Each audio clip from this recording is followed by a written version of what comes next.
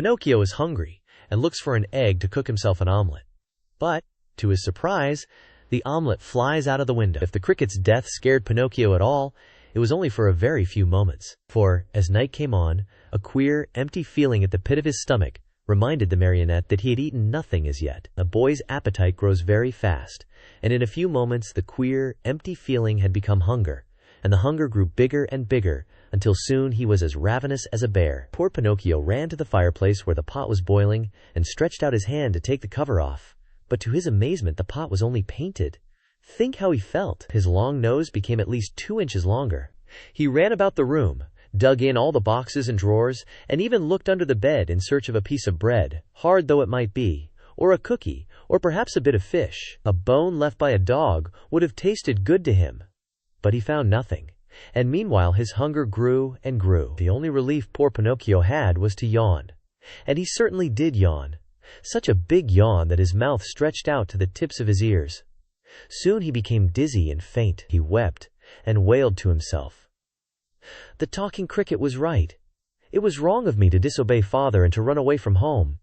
If he were here now, I wouldn't be so hungry. Oh, how horrible it is to be hungry. Suddenly, he saw, among the sweepings in a corner, something round and white that looked very much like a hen's egg. In a jiffy he pounced upon it. It was an egg.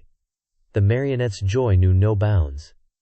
It is impossible to describe it. You must picture it to yourself. Certain that he was dreaming, he turned the egg over and over in his hands, fondled it, kissed it, and talked to it.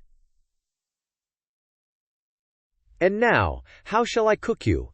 Shall I make an omelet? No, it is better to fry you in a pan. Or shall I drink you?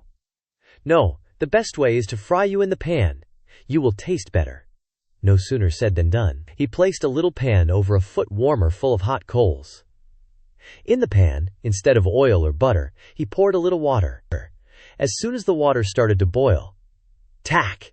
He broke the eggshell. But in place of the white and the yolk of the egg, a little yellow chick, fluffy and gay and smiling, escaped from it. Bowing politely to Pinocchio, he said to him, "Many, many thanks indeed, Mr. Pinocchio, for having saved me the trouble of breaking my shell. Goodbye, and good luck to you, and remember me to the family." With these words he spread out his wings, and, darting to the open window, he flew away into space, till he was out of sight.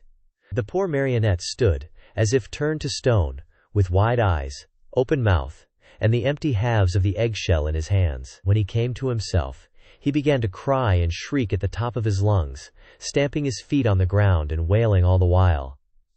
"The talking cricket was right! If I had not run away from home, and if father were here now, I should not be dying of hunger.